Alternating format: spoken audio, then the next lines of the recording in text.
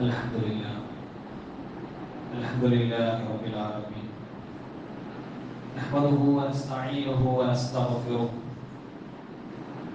ونعوذ بالله من شرور أنفسنا ومن سيئات أعمالنا من يهده الله فلا مضل له ومن يضلل فلا هادي له وأشهد أن لا إله إلا الله وحده لا شريك له وأشهد أن محمدًا عبده ورسوله أرسله بالهدى ودين الحق ليظهره على الدين كله ولو كره المشركون اللهم صل على محمد وعلى آل محمد كما صليت على إبراهيم وعلى آل إبراهيم إنك حميد مجيد اللهم بارك على محمد وعلى آل محمد كما باركت على إبراهيم وعلى آل إبراهيم إنك حميد مجيد أما بعد فإن خير الكلام كلام الله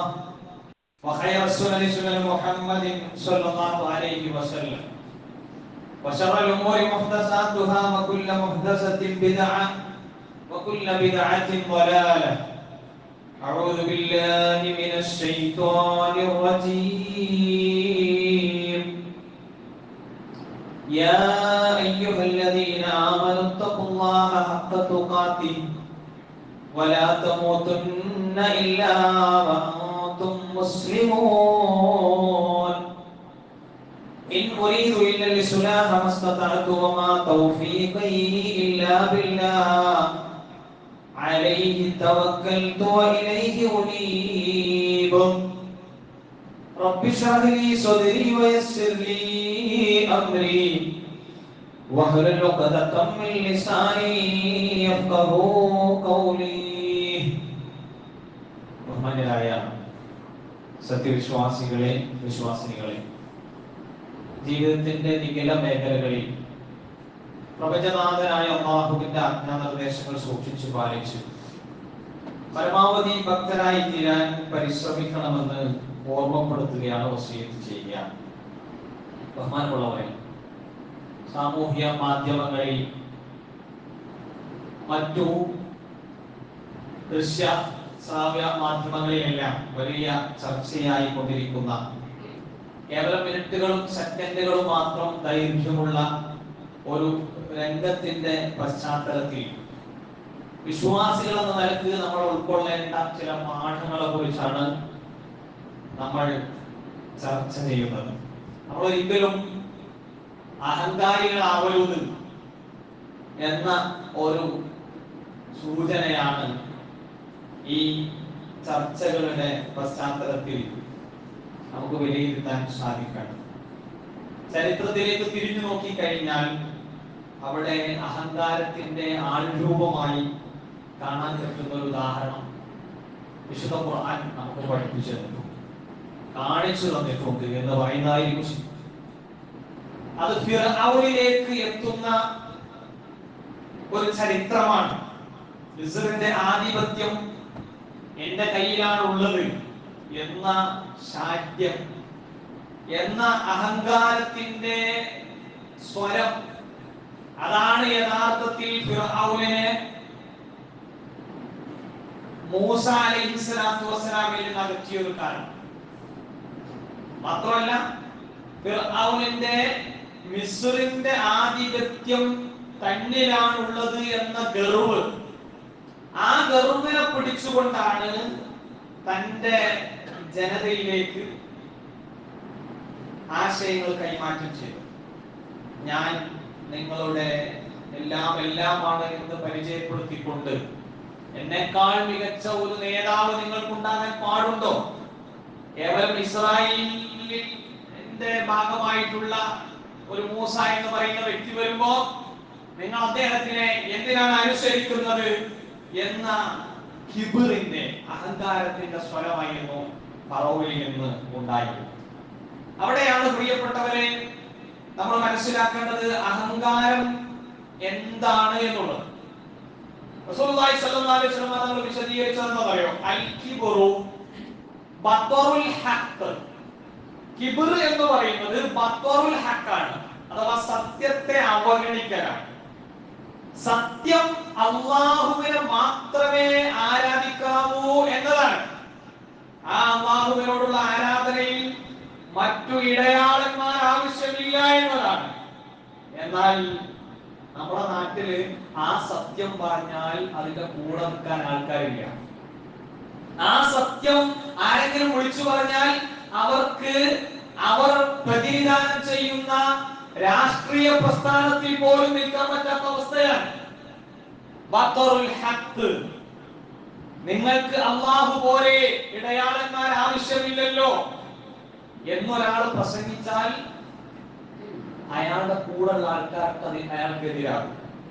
അത് അഹങ്കാരമാണ് എന്ന് മനസ്സിലാക്കാൻ സാമാന്യ ബുദ്ധിമാണ്. റസൂലുള്ളാഹി സ്വല്ലല്ലാഹു അലൈഹി വസല്ലം തങ്ങൾ പറഞ്ഞു, ഈ വിഷയത്തിൽ മാത്രമല്ല പറഞ്ഞത്, ഏതൊക്കെ കാര്യത്തിൽ നമ്മൾ സത്യത്തെ അവഗണിക്കുന്നുണ്ടോ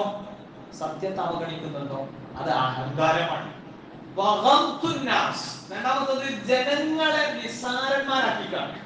ജനങ്ങൾക്ക് യാതൊരു വിലയും കൊടുക്കാത്ത അവസ്ഥയുണ്ടാവും. മുസ്ലിം ഉദ്ധരിക്കുന്ന ഹദീസിലാണ് നമുക്ക് ഈ നിർവചനം കാണാൻ സാധിക്കും. അപ്പൊ സത്യത്തെ നിരാകരിച്ച് ജനങ്ങളെയൊക്കെ അരിക്കാക്കി വടക്കാക്കി മുന്നോട്ട് പോകുന്ന അഹങ്കാരികൾ, ആ അഹങ്കാരത്തിന്റെ അണുമണി തൂക്കം നമ്മുടെ ഖൽബിലുണ്ടായാൽ, നമ്മുടെ ഹൃദയത്തിലുണ്ടായാൽ, റസൂലുള്ളാഹി സ്വല്ലല്ലാഹു അലൈഹി വസല്ലം പറയാണ്, ലാ യദ്ഖുലുൽ ജന്നത മൻ കാന ഫീ ഖൽബിഹി മിസ്ഖാല ദർറത്തിൻ മിൻ കിബ്ർ. കിബ്റിൽ നിന്ന്, അഹങ്കാരത്തിൽ നിന്ന്. അഹങ്കാരം എന്ന് പറയുമ്പോൾ എന്താണ് ശരിക്കും മനസ്സിലാക്കണം? സത്യത്തെ നിഷേധിക്കുക, സത്യത്തെ അവഗണിക്കുക, ജനങ്ങളെ നിസ്സാരന്മാരായിട്ട് കാണാം.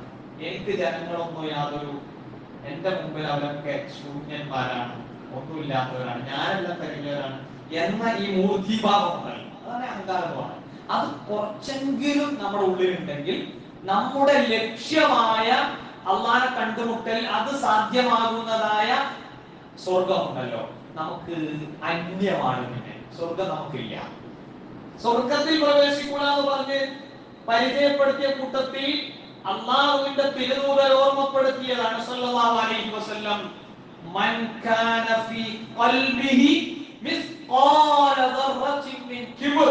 കിബ്റിൽ നിന്ന് അല്പമെങ്കിലും, എന്താണ്, കടുകുമണി തൂക്കത്തോളമെങ്കിലും കിബ്ർ ഉണ്ടെങ്കിൽ പ്രിയപ്പെട്ടവരെ, അത് ഹൃദയത്തിലാണ്. ഹൃദയത്തിനെ ബാധിക്കുന്ന കുറേ രോഗങ്ങളുണ്ട്.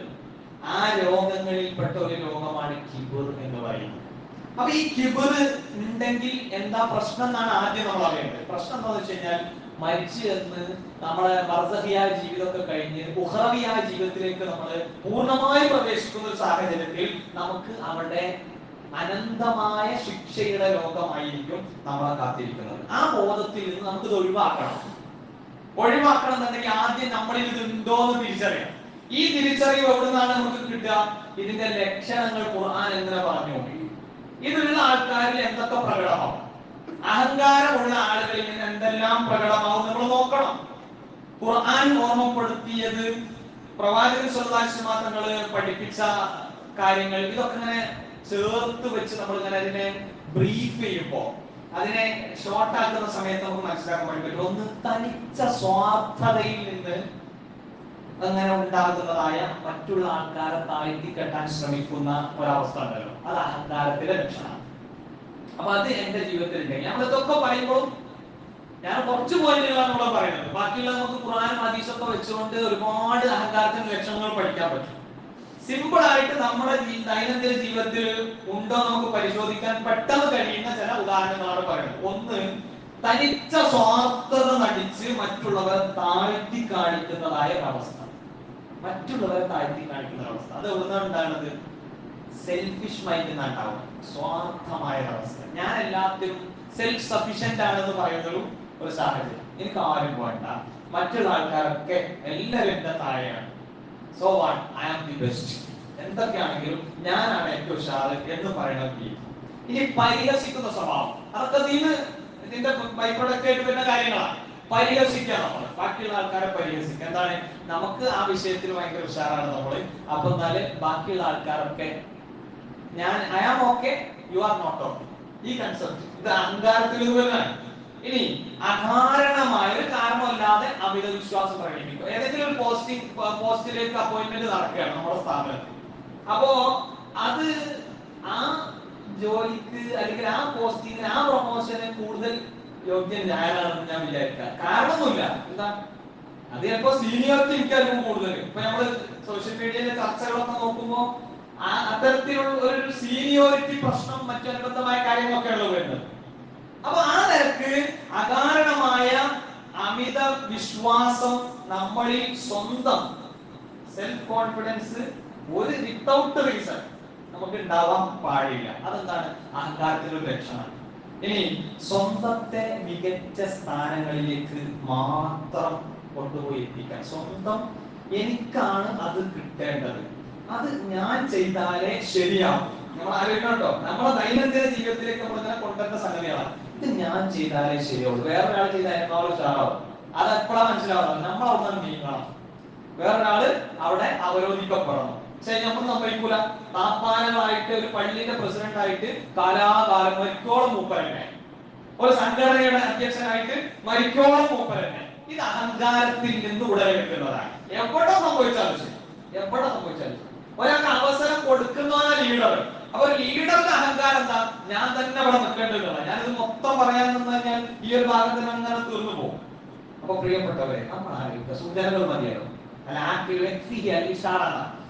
ബുദ്ധിമാന സൂചന മതി. ഈ പറഞ്ഞ കാര്യങ്ങളൊക്കെ വെച്ചിട്ട് നമുക്ക് എന്ത് ചെയ്യാം? കാര്യങ്ങൾ ആലോചിക്കാം. ഇനി ഖുർആൻ പറയണത് അറിയോ? വൈലുല്ലി കുല്ലി ഹുമസത്തിൽ ലുമസ.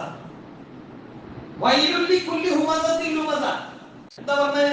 ഇടിച്ച് താഴ്ത്തക്ക രൂപത്തിൽ അങ്ങേയറ്റം കുത്തി പറയാൻ ഒരാളെ പറ്റി. ഇനിയോ അതേപോലെ തന്നെ ഒരാളെ കുറവാക്കുക, താഴ്ത്തിക്കെട്ടുക, എന്നിട്ട് അതിനു വേണ്ടിയിട്ട് ദുഷിച്ച കാര്യങ്ങൾ പറഞ്ഞു നടക്കുക. ഈ സംഗതികളൊക്കെ ചെയ്യുന്ന ആൾക്കാർക്ക് നാശമുണ്ട്. നമ്മളിതിന്റെ ഒരു ലക്ഷണങ്ങൾ മാത്രം പറഞ്ഞും അതിന്റെ ഡയറക്റ്റ് ആയിട്ടുള്ള രൂപത്തിലാണ് ഇപ്പൊ പോകുന്നത്. ഇൻഷാ അല്ലാഹ് പിന്നെ വരുന്ന ഭാഗങ്ങളിൽ നമുക്ക് എന്ത് ചെയ്യാം, അതിന്റെ ഡീറ്റെയിൽ ആയിട്ടുള്ള കാര്യങ്ങളിലൂടെ അല്ലാഹു അനുഗ്രഹിക്കുകയാണെങ്കിൽ പോവാം. അപ്പോ ഈ ദുഷിച്ചു പറയുന്ന, ബുദ്ധി പറയുന്ന, അവഹേളിക്കുന്ന അങ്ങനെ ആരെ കണ്ടോ എല്ലാവർക്കും വൈലാണുള്ളത്, നാശം, അവർക്ക് നാശമാണുള്ളത്. അത് പിന്നെ വേറെ ഒരു ഭാഗത്തേക്ക് സാമ്പത്തികമായ പിന്നെ സ്വാധീനമൊക്കെ ഉണ്ടാകുമ്പോ ഉള്ള ഒരു പ്രധാന പ്രശ്നമായിട്ടൊക്കെ കാണുന്ന രൂപം നമുക്ക് കാണാൻ പറ്റും. അപ്പൊ നബി സല്ലല്ലാഹു അലൈഹി വസല്ലം പറയാണ്, ഒരാളെ മോശക്കാരനാക്കുന്നതിന്റെ കാരണം പറയും. ഒരാൾ മോശക്കാരനാണ് എപ്പോഴാ പറയാൻ പറ്റുക?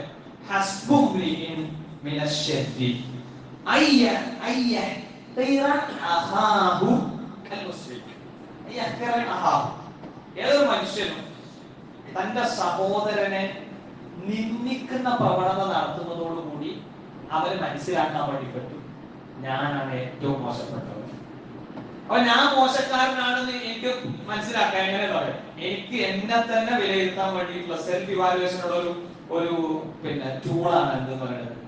ഞാൻ ബാക്കി എന്റെ സഹോദരങ്ങളെ, ഞാനുമായിട്ട് ഇടപെടുന്ന ആൾക്കാരെ, അവരെ ഞാൻ നിന്ദിക്കുന്നുണ്ടോ? ഞാൻ നിന്ദിക്കുന്നുണ്ടോ എങ്കിൽ ഞാൻ ഉറപ്പിച്ചോളാം, ഞാനൊരു അഹങ്കാരിയാണ്. എന്നോട് ആരും പറഞ്ഞേണ്ട ആവശ്യമില്ല. അല്ലെങ്കിൽ ബാക്കിയുള്ള ആൾക്കാർ വിലയിരുത്തുന്നതിന്റെ അടിസ്ഥാനത്തിൽ നമ്മൾ അഹങ്കാരത്തിലൊന്നും നമ്മൾ വിലയിരുത്തേണ്ട ആവശ്യമില്ല. എന്റെ മനസ്സിൽ ഉള്ള സംഗതിയാണ് അഹങ്കാരം എന്ന് പറയുന്നത്. അതേപോലെ ഓരോ മനുഷ്യന്മാരുടെയും മനസ്സിന്റെ ഉള്ളിലുള്ള സംഗതിയാണ് അഹങ്കാരം എന്നുള്ളത്. അപ്പൊ ആ അഹങ്കാരത്തെ വേറെ ആരെങ്കിലും പറഞ്ഞിട്ട് അറിയല്ലോ വേണ്ടത്, മറിച്ച് അങ്ങനെ അറിയുന്നത് ഒരുപക്ഷെ അഹങ്കാരം ആയിക്കോണമെന്നില്ല. ഞാൻ അങ്ങനെ നടക്കുന്ന സമയത്ത് ചില ആൾക്കാർ വിചാരിക്കും എന്തൊരു അഹങ്കാരിയല്ലേ അവിടെ, ബാക്കിയുള്ള ആൾക്കാരോടൊക്കെ പോലെ അങ്ങനത്തെ പറയാം, പറയുന്ന ആൾക്കാർ അഹങ്കാരി. ഞാൻ എന്റെ ജീവിതത്തിൽ അഹങ്കാരം ഉണ്ടോ എന്ന് മനസ്സിലാക്കേണ്ടത് ഈ പറഞ്ഞ ദുസ്വഭാവങ്ങൾ എങ്കിലും ഉണ്ടോയെന്നൊന്നും ഞാൻ പരിശോധിച്ചിട്ടാണ്. അപ്പൊ ഞാൻ നോക്കേണ്ടത്, ഞാൻ ബാക്കിയുള്ള ആൾക്കാരെ നിന്ദിക്കുന്നുണ്ടോ? ഓരൊന്നുമല്ല, അവരിൽ ഞാനൊരു ചെറുപ്പത്തരം കാണുന്നുണ്ടോ എങ്കിൽ, അല്ലെ? ഇപ്പൊ നമ്മളൊക്കെ നല്ല കാര്യങ്ങൾ നമ്മളെക്കാൾ പ്രായം കുറഞ്ഞ ആൾക്കാർ പറഞ്ഞാൽ, കുട്ടികൾ എന്തെങ്കിലുമൊക്കെ നമ്മളെ നോക്കി ഉപദേശിച്ചു കഴിഞ്ഞാൽ അപ്പൊ നമ്മൾ പറയും പിന്നെ വേറെ എന്തെങ്കിലുമൊക്കെ രൂപത്തിൽ അവരെ, അതിപ്പോ എനിക്ക് പറയാൻ ആളായിട്ടില്ല, ആവുമ്പോ ഞാൻ പറയാം ഇത് അഹങ്കാരത്തിന്റെ ലക്ഷണം. മനസ്സിലായോ? അപ്പൊ എങ്ങനെയാണ് നമ്മളെ വിലയിരുത്തേണ്ടത് എന്ന് പരിശോധിച്ച് ആ രൂപത്തിൽ നമുക്ക് മുന്നോട്ട് പോകാൻ കഴിയും. റസൂൽ സല്ലല്ലാഹു അലൈഹി വസല്ലം പറഞ്ഞതുകൊണ്ടാണ് ഹസ്ബും മിനശ്ശദ്ദി, ഒരാള് ഏറ്റവും മോശക്കാരനാവാൻ മതിയായതാണ് അയ്യഹ്കിറ അഹാബുൽ മുസ്ലിം. അള്ളാഹു കീഴ്പ്പെട്ട് ജീവിക്കുന്ന അവന്റെ സഹോദരനെ അവൻ എന്ത് ചെയ്യാണ്? നിന്ദിക്കുകയാണ്. എങ്കിൽ അത് മാത്രം മതി അവൻ മോശക്കാരനാണെന്ന് അവൻ മനസ്സിലാക്കാൻ. ഇനി റസൂൽ സല്ലല്ലാഹു അലൈഹി വസല്ലം പറഞ്ഞ മറ്റൊരു കാര്യമാണ് അൽ മുസ്ലിമു അഖുൽ മുസ്ലിം. ഒരു മുസ്ലിം എന്നൊക്കെ പറഞ്ഞതിന്റെ ടെർമിനോളജി ഒക്കെ വെച്ചിട്ട് അല്ല നമ്മളെ വിലയിരുത്താൻ. അള്ളാഹുവിന് തനിക്ക് അന്നം നൽകുന്ന, തന്നെ മുന്നോട്ട് കൊണ്ടുപോകുന്ന, തനിക്ക് ഉപജീവനം നൽകുന്ന, തന്റെ ജീവിതത്തിൽ എല്ലാം നിയന്ത്രിക്കുന്ന ഒരു റബ്ബിനെ ആരാധിക്കുന്നവൻ, റബ്ബിന് കീഴ്പ്പെടുന്നവൻ, അവനാണ് മുസ്ലിം. മുസ്ലിം അത് ചെയ്യാത്ത മുസ്ലിം പേരായതുകൊണ്ടോ മുസ്ലിം ആവുന്നില്ല. അതായി പറഞ്ഞത്.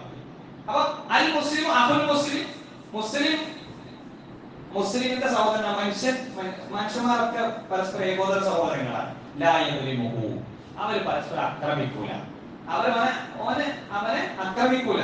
വല യഹ്ദുലു, അവര് പരസ്പരം എന്തെങ്കിലും തർക്കങ്ങൾ നടത്തൂല. വല യഹ്ഖിറു, എന്ത് ചെയ്യൂല? അവന്റെ സഹോദരനെ നിന്ദിക്കുകയും ഇല്ല എന്നുള്ളതാണ്. ഇപ്പൊ ചിരിക്കാൻ കുറെ ആൾക്കാരൊക്കെ ഉണ്ടാവുമ്പോ സ്വാഭാവികമായിട്ടും പല ആൾക്കാര് മറ്റുള്ളവരെ അവഹേളിക്കുകയോ കുത്തിപ്പറയുകയോ പരിഹസിക്കുകയോ ഒക്കെ ചെയ്യുന്ന ഒരു സാഹചര്യം ഉണ്ടാവാറുണ്ട് പല സമയത്ത്. ഒരു സദസ്സിൽ നമുക്കൊരു വാല്യൂ ഉണ്ടാകുന്നുണ്ടെങ്കിൽ, ഞാനിപ്പോ എന്തെങ്കിലുമൊക്കെ ചിരിക്കാൻ വേണ്ടിയിട്ട് പറയണമെന്നുണ്ടെങ്കിൽ ഒരു കനപ്പെട്ട ഒരു സ്റ്റേറ്റ്മെന്റ് പറഞ്ഞാൽ ആൾക്കാരെ തിരിച്ചോളുന്നില്ലല്ലോ. പക്ഷെ ബാക്കിയുള്ള ആരെങ്കിലും ഒക്കെ പറ്റിയിട്ട് എന്തെങ്കിലുമൊക്കെ കുറ്റം കുറവ് പറയുകയാണെന്നുണ്ടെങ്കിൽ അത് ആ ആൾക്കാരോട് ഇല്ലാത്തപ്പോഴും കൂടിയാണെങ്കിൽ അതിന് സ്ട്രോങ് കൂടി. എന്നിട്ട് ഇങ്ങനെ മറ്റവന്റെ പച്ചറച്ചി തിന്നിട്ട് നമ്മൾ ഇങ്ങനെ സന്തോഷം കണ്ടെത്തുന്ന ഒരു രീതി ഒരിക്കലും ഉണ്ടാവാൻ പാടില്ല എന്നുള്ളതാണ് ഖുർആൻ നമ്മളെ ഓർമ്മപ്പെടുത്തുന്നത്. അപ്പൊ ഈ ഖുർആനിലൂടെ അല്ലാഹു സുബ്ഹാനഹു വ തആല ഓർമ്മപ്പെടുത്തുന്ന ഈ വിഷയവുമായി ബന്ധപ്പെട്ട പ്രധാനപ്പെട്ട ചില ഭാഗങ്ങൾ ഞാൻ അതിന്റെ ചുരുക്കം എന്ന ചില കാര്യങ്ങൾ സൂചിപ്പിക്കാം. സൂറ ഹുജറാത്തിൽ അല്ലാഹു സുബ്ഹാനഹു വ തആല പറഞ്ഞല്ലോ, യാ അയ്യുഹല്ലദീന ആമനൂ, വിശ്വാസികളെ, ലാ യസ്ഖർ ഖൗമുൻ മിൻ ഖൗം, ഒരു ജനത എന്ന നിലക്ക് മറ്റൊരു ജനതയെ നിങ്ങൾ എന്ത് ചെയ്യരുത്? പരിഹസിക്കരുത്. പരിഹസിക്കുന്ന ആൾക്കാര് ഒരുപക്ഷെ ആരാണ് ഈ പരിഹാസത്തിന് നേതൃത്വം നൽകുന്നത്? അവർ വളരെ മോശപ്പെട്ടവരായി, അവരെക്കാൾ മികച്ചവരായിരിക്കും ഈ പരിഹസിക്കപ്പെടുന്ന ആൾക്കാർ. ആരെയാണോ അവർ പരിഹസിക്കുന്നത് അവരായിരിക്കും മെച്ചപ്പെട്ടവരും എന്നുള്ള ഒരു സന്ദേശമാണ് ഖുർആൻ നൽകുന്നത്. പരിഹാസം എന്ന് പറയുന്നത് ഉണ്ടാവരുത് എന്നതാണ്. അത് ഒറ്റക്കും ഉണ്ടാകാൻ പാടില്ല, സംഘം ചേർന്ന് നിൽക്കുമ്പോൾ ഉണ്ടാകാൻ പാടില്ല. ഒരു സംഘടന മറ്റൊരു സംഘടനയെ അകാരണമായി ഇങ്ങനെ അവഹേളിച്ചു പോകാൻ ഒന്നും ഉണ്ടാകാൻ പാടില്ല. പരിഹാസങ്ങളിലേക്ക് നീങ്ങാൻ പാടില്ല. സംവാദങ്ങൾ നടക്കണം.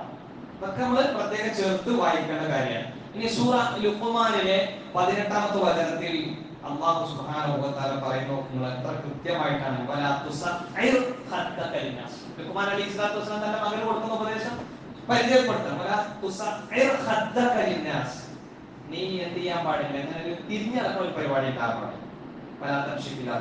പൊങ്കച്ചത്തോടു കൂടി ഭൂമിയിൽ നീ നടക്കരുത്. അപ്പൊ കവിള് കൊട്ടാൻ പാടില്ല എന്നൊക്കെ പറഞ്ഞുകൊണ്ടുള്ളത് എന്ന് പറഞ്ഞാൽ ഒരു ബാക്കിയുള്ള ആളുകൾക്ക് നീരസം ഉണ്ടാകുന്ന ഒരു സമീപനം പോലും നിന്റെ ഭാഗത്തുണ്ടാകും. എത്ര കൃത്യമാണ് കാര്യം.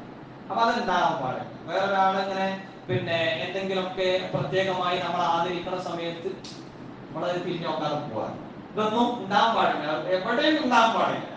അതിനെ പല രൂപത്തിൽ വ്യാഖ്യാനിക്കുന്നത്. പക്ഷെ ഇവിടെ വിശ്വാസികൾ ആലോചിക്കേണ്ടതെന്ന് വെച്ച് കഴിഞ്ഞാൽ, എനിക്ക് എന്റെ എത്ര താഴ്ന്ന പൊസിഷനിലുള്ള ആൾക്കാരാണെന്നുണ്ടെങ്കിലും അവരെ ബഹുമാനിക്കാനും അവരെ റെസ്പെക്ട് ചെയ്യാനും അവരെ കൺസിഡർ ചെയ്യാനുള്ള ഒരു മനസ്സിലുണ്ടാവും.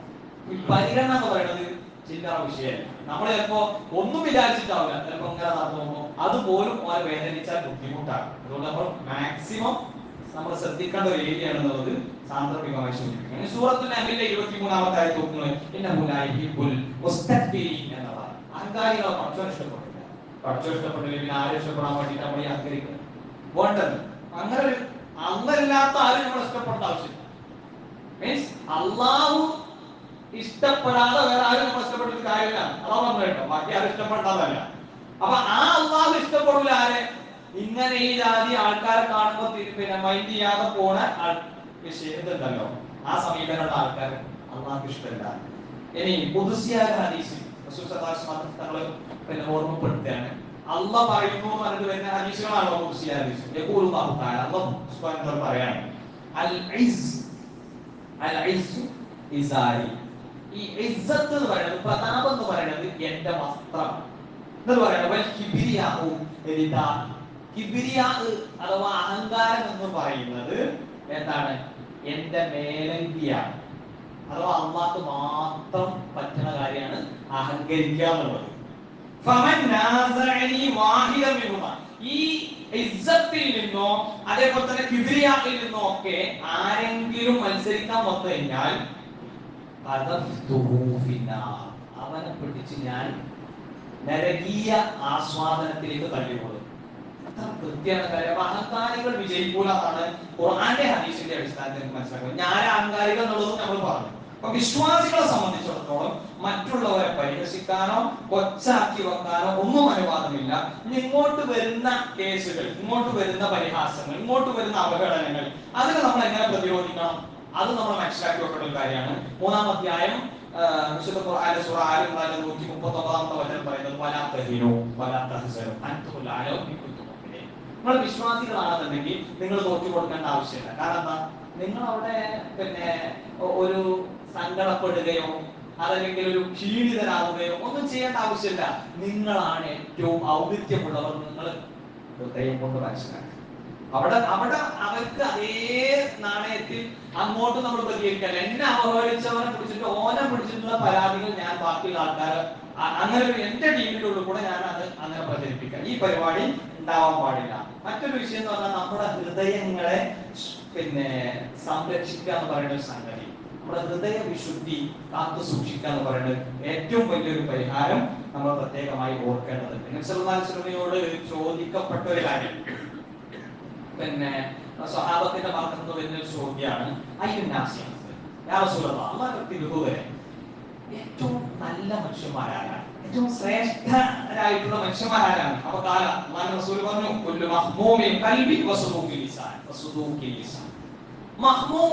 വൃത്തിയുള്ള ഹൃദയമുള്ള ആൾക്കാരാണ് കേട്ടോ. വൃത്തിയുള്ള ഹൃദയം ആർക്കാണുള്ളത്? അവരാണ് ഏറ്റവും നല്ല മനുഷ്യന്മാർ. നല്ല സത്യസന്ധമായ നാവ് ആരെടുത്താണുള്ളത്? അവർ നല്ല മനുഷ്യന്മാർ. അപ്പൊ അവര് പറഞ്ഞു, സുദൂഖുൽ ലിസാനിനായിരിക്കും, ഞങ്ങൾക്കറിയാട്ടോ സത്യസന്ധമായ നാവ് എന്താന്നുള്ളത് ഞങ്ങൾക്ക് മനസ്സിലായി, വർത്താനത്തിലൊക്കെ ശ്രദ്ധിക്കലും അങ്ങനത്തെ കാര്യങ്ങളൊക്കെ അല്ലേ. എന്നാൽ വൃത്തിയുള്ള ഹൃദയം എന്ന് പറഞ്ഞാൽ ഒന്നും കൂടി വിശദീകരിക്കാൻ പറ്റുമോ? അതെന്താ ഉദ്ദേശിക്കുന്നത്? അപ്പൊ തങ്ങൾ പറഞ്ഞു, ഒന്ന് അത് തഖ്വയിൽ അധിഷ്ഠിതമായ ഒരവസ്ഥയാണ്. വളരെ പരിശുദ്ധമായതാണ്, തെളിഞ്ഞതാണ്. നഖിയ്യ് എന്ന് പറഞ്ഞാൽ മാഉൻ നഖിയ്യ് എന്ന് പറഞ്ഞാൽ തെളിഞ്ഞ വെള്ളം, പ്യുവർ വാട്ടർ. അപ്പൊ ആ തഖിയ്യും നഖിയ്യും എന്താണ്? ഒന്ന് തഖ്വയുള്ളതാണ്, തഖ്വയുള്ള അഥവാ അല്ലാഹുവിനെ ഭയപ്പെട്ട് ജീവിക്കുന്ന അവസ്ഥ. അപ്പൊ വളരെയധികം വിശാലമായി വിശദീകരിക്കേണ്ട കാര്യം, നമ്മളിത് പരിഹാരം പറയുന്ന സമയത്ത് അതിനുള്ള ഹദീസ് മാത്രമേ പറഞ്ഞുള്ളൂ. അത്തഖിയ്യും അന്നഖിയ്യും ലാ ഇസ്മ ഫീഹി, അതിൽ പാപങ്ങളില്ല, ഹൃദയത്തിൽ പാപങ്ങളില്ല. അതൊക്കെ നമ്മൾ കൃത്യമായിട്ട് ആലോചിക്കേണ്ട വിഷയം. വലാ ബഗയും, അതിലെന്തില്ല? പ്രത്യേകമായ വിദ്വേഷങ്ങളില്ല, ശത്രുതാ മനോഭാവങ്ങളൊന്നുമില്ല. വലാ ഗില്ല, പകയില്ല. വലാ ഹസദ, അസൂയയില്ല. ഇതാണ് മഹ്മൂമുൽ ഖൽബ് എന്ന് പറഞ്ഞാൽ. നമ്മുടെ ഖൽബ് മഹ്മൂമുൽ ഖൽബാണ് എന്ന് നമ്മൾ എന്ത് ചെയ്യണം? വിലയിരുത്തണം. കാരണം ആ മഹ്മൂമുൽ ഖൽബുള്ള ആൾക്കാരും സുദൂഖുൽ ലിസാനുള്ള ആളുകളുമാണ് യഥാർത്ഥത്തിൽ ആര്? അഫ്ളൽ ആയിട്ടുള്ള മനുഷ്യന്മാര് എന്ന് വിലയിരുത്താൻ. അപ്പൊ അഹങ്കാരത്തിൽ നിന്ന് രക്ഷപ്പെടാനുള്ള മികച്ച മറ്റൊരു പോംവഴി എന്ന് പറഞ്ഞാൽ, നമ്മൾ പറഞ്ഞല്ലോ, ഒന്ന് നമ്മളെ സംബന്ധിച്ചിടത്തോളം അള്ളാഹുവിന്റെ അടുത്ത് നമ്മൾ ഉന്നതരാണ് മനസ്സിലാക്കലാണ് അഹങ്കാരത്തിൽ രക്ഷപ്പെടാതെ മാർഗം. ഇവിടെ നമ്മൾ ഒരു പണിയായും ചെയ്യരുത്. ഇവിടെ അടുത്ത പ്ലാനിങ് നമ്മുടെ ഭാഗത്ത്, ഓൻ എങ്ങനെ വലിച്ചിറക്കാം, അവനെ എങ്ങനെ നമ്മൾക്ക് ഇങ്ങോട്ട് കിട്ടിയതേപോലെ പാര ഓർക്ക് എങ്ങനെ കൊടുക്കാം എന്നുള്ളത് വേണ്ടി മീറ്റിംഗ് ഉള്ളത് ആവശ്യമില്ല. രണ്ടാമത്തത്, നമ്മുടെ ലിസാനിനെ സുദൂഖുള്ള ലിസാനാക്കി മാറ്റുക, നമ്മുടെ ഹൃദയത്തെ മഹ്മൂമാക്കുക, വൃത്തിയുള്ള ഹൃദയമാക്കുക. മൂന്നാമത്തെ പോംവഴി എന്ന് പറയുന്നത് നമ്മൾ വിനയം പരിശീലിക്കുക. അഹങ്കാരത്തിന്റെ നേരെ ഓപ്പോസിറ്റ് ആണ് വിനയം എന്ന് പറയുന്നത്. ഖുർആൻ തന്നെ ഓർമ്മപ്പെടുത്തിയ കാര്യം ഒന്നും അല്ലാത്തൊരു കാലം നിന്റെ മുമ്പ് കടന്നു പോയിട്ടില്ലേ? നിനക്ക് കഴിഞ്ഞു പോയിട്ടില്ലേ? ഓർത്തൂടെ? അത് ഓർത്താൽ തന്നെയും നമ്മൾ ഒരു അഹങ്കാരത്തിനും നമുക്ക് സ്കോപ്പില്ല മനസ്സിലാക്കാം. ഞാൻ ഏത് സമയത്താണ് മരിക്കാന്ന് പോലും എനിക്ക് അറിയില്ലാന്നും അതും അതിന് ചേർത്തി വായിക്കേണ്ടതാണ്. അപ്പൊ എന്റെ ജനനം, എന്റെ വരവും എന്റെ പോക്കും, ഇതിനെ കുറിച്ച് ആലോചിച്ചാൽ തന്നെ അഹങ്കാരത്തിന് ഒരു സ്കോപ്പും ഇല്ല എന്നുള്ളത് വിലയിരുത്താൻ പറ്റും. പക്ഷേ അത് നമുക്ക് ആലോചിച്ചാൽ മാത്രം ജീവിച്ച് മുന്നോട്ട് പോകാൻ കഴിയില്ല. ഇതിങ്ങനെ നിരന്തരം കേൾക്കുമ്പോഴും പ്രയാസങ്ങൾ അനുഭവിക്കുമ്പോഴുമാണ് പഠിച്ചോനെ ഇതിപ്പോ പറയണ എനിക്ക് തന്നെ അഹങ്കാരം ഒഴിവാക്കാൻ പറ്റാത്ത പോലത്തിലാണല്ലോ. അപ്പൊ നമ്മൾ എന്ത് ചെയ്യണം? ഇതൊക്കെ നമ്മൾ ആത്മാർത്ഥമായി നമ്മൾ പരിശീലിക്കാം. പരമാവധി വിനയം കൈക്കൊള്ളുക. എന്നിട്ട് എപ്പോഴും വിനയമുള്ളവരാകാൻ വേണ്ടി നമ്മൾ പ്രാർത്ഥിക്കുക കൂടി ചെയ്യണം. ഇപ്പൊ 3 പരിഹാരങ്ങളാണ് അഹങ്കാരത്തിൽ നിന്ന് വിട്ടു നിൽക്കാൻ. 3 പരിഹാരങ്ങൾ. ഒന്ന്, പടച്ചോൻ എന്നെ ഉന്നതനാക്കിയിട്ടുണ്ട്, നമ്മൾ മുഅ്മിനീങ്ങളെ മൊത്തം ഉന്നതനാക്കില്ല. മുഅ്മിന്റെ ക്വാളിറ്റികൾ ഞാൻ പാലിക്കണം എന്ന് തീരുമാനിക്കാം. രണ്ടാമത്തത് മഹ്മൂമൽ ഖൽബ് സുദൂഖുൽ ലിസാൻ ഉണ്ടാകാൻ വേണ്ടി പരമാവധി നമ്മൾ പരിശ്രമിക്കാം. മൂന്നാമത്തത് പറഞ്ഞാൽ വിനയം നമ്മളുടെ മുഖമുദ്രയാക്കിയിട്ട് മാറ്റുക. അതിന് വേണ്ടി നമ്മൾ പ്രാർത്ഥിക്കുകയും ചെയ്യാം. അതുകൊണ്ടാണ് നമ്മൾ പ്രാർത്ഥിക്കുന്നത്, അല്ലാഹു ജഅൽനി മിനൽ മുതവാദിഈൻ, പടച്ചോനെ മുതവാദിഈങ്ങളുടെ കൂടെ, തവാദുള്ള ആൾക്കാരുടെ കൂടെ എന്നെ ചേർക്കണം. അല്ലാഹു ജഅൽനി മിനൽ മുതവാദിഈൻ വലാ തജഅൽനി മിനൽ മുതകബ്ബിരീൻ, പടച്ചോനെ എന്നെ അഹങ്കാരികളുടെ കൂട്ടത്തിൽ എന്നെ ആക്കരുത് എന്നൊക്കെയുള്ള പ്രാർത്ഥനകൾ നമ്മുടെ ജീവിതത്തിൽ ഉണ്ടാക്കി തീർക്കുക. അല്ലാഹു സുബ്ഹാനഹു വ തആല അഹങ്കാരികളിൽ നിന്ന് രക്ഷപ്പെടുന്ന, വിനയം ജീവിതത്തിന്റെ എല്ലാ മേഖലയിലും കാത്തു സൂക്ഷിക്കുന്ന നല്ല മുത്തഖീങ്ങളിൽ നമ്മെ ഏവരെയും ഉൾപ്പെടുത്തി അനുഗ്രഹിക്കണം. അൽഹംദുലില്ലാഹ് അല്ലദീ ഹദാനാ ഇലൽ ഇസ്ലാം സ്വല്ലല്ലാഹു അലാ നബിയിനാ മുഹമ്മദിൻ വആലിഹി വസഹ്ബിഹി അജ്മഈൻ. ബഹുമാനമുള്ള സഹോദരങ്ങളെ, സഹോദരിമാരെ, ഒരിക്കൽ കൂടി അല്ലാഹുവിനെ സൂക്ഷിച്ച് ഭക്തരായി പരിശ്രമിക്കണം എന്ന് പ്രവർത്തിക്കാൻ വസിയത്ത് ചെയ്യാൻ.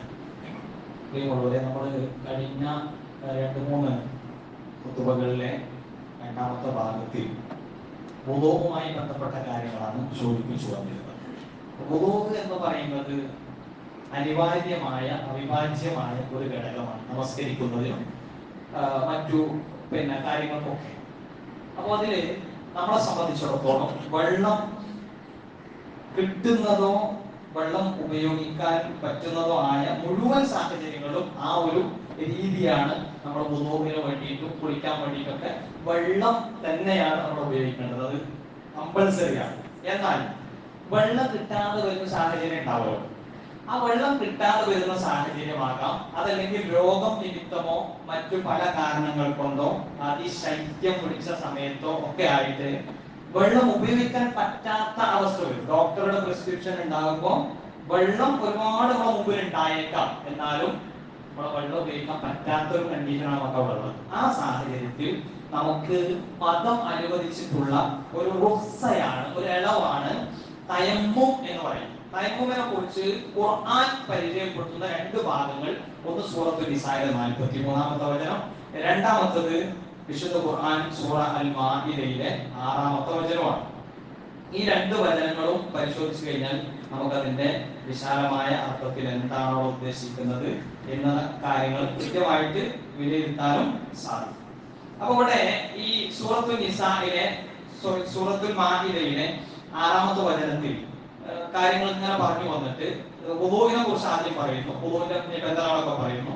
വൈ കുന്തും ജുനുബൻ ഫത്തഹറു, അവർക്ക് ജനാബത്ത് ബാധിച്ചാൽ കുളിക്കണം എന്ന് പറഞ്ഞതിന് ശേഷം പറയാണ് വഇൻ കുന്തും മർദാ ഔ അലാ സഫരിൻ ഔ ജാഅ അഹദും മിൻകും മിനൽ ഗായിതി ഔ ലാമസ്തുമുൻ നിസാ. ഇവിടെ ചെറിയ അശുദ്ധിയെ പറ്റി പറഞ്ഞു, വലിയ അശുദ്ധിയെ പറ്റിയിട്ട് പറഞ്ഞു. എന്ന് പറഞ്ഞാൽ ബാത്റൂമിലേക്ക് പോകാന്ന് പറഞ്ഞാൽ ചെറിയ അശുദ്ധിയാണ്, അത് പിന്നെ ഓവർകം ചെയ്യാൻ വേണ്ടിയിട്ട് നമ്മൾ വുളു എടുത്താൽ മാത്രം മതി. പിന്നെ എന്നാൽ ഔലാ മസ്തുമുൻ നിസാ, സ്ത്രീ സംസർഗം എന്ന് പറയുന്നത് വലിയ അശുദ്ധിയാണ്, നിർബന്ധമായിട്ട് കുളിക്കേണ്ട കേസാണ്. എന്നാൽ അതിന്റെ ക്ലോസ് പഠിപ്പിക്കുകയാണ്, ഫലം തജിദു മാഅൻ, വെള്ളം നിങ്ങൾ കണ്ടെത്തിയില്ല എങ്കിൽ എന്താ ചെയ്യേണ്ടത്? ഫതയമ്മമു സ്വഈദൻ ത്വയ്യിബ, ശുദ്ധമായ പ്രതലത്തെ തേടിക്കൊള്ളുക എന്നാണ്. ശുദ്ധമായ പ്രതലത്തെ തേടിക്കൊള്ളുക. അതിൽ നിന്നാണ് തയമ്മമു എന്ന, അവിടുന്നാണ് തയമ്മും എന്ന ഇസ്തിലാഹിയായിട്ടുള്ള പ്രയോഗം കടന്നു വന്നിട്ടുള്ളത്. അപ്പൊ നോക്കുമ്പോൾ തയമ്മും എന്നുള്ളത് കൊണ്ട് ഉദ്ദേശിക്കുന്നത് അത് ആർക്ക് വേണ്ടിയാണ് എന്നൊക്കെയുള്ള കാര്യങ്ങൾ ഈ ആയത്തിൽ വളരെ വ്യക്തമാണ്. അതോടൊപ്പം തന്നെ ആ തയമ്മുമിന്റെ നിബന്ധനകൾ എന്താണ് എന്ന് പരിചയപ്പെടുത്തുകയും ചെയ്തു. ഫംസഹു ബിവുജൂഹിക്കും വഅയ്ദീകും മിൻഹു.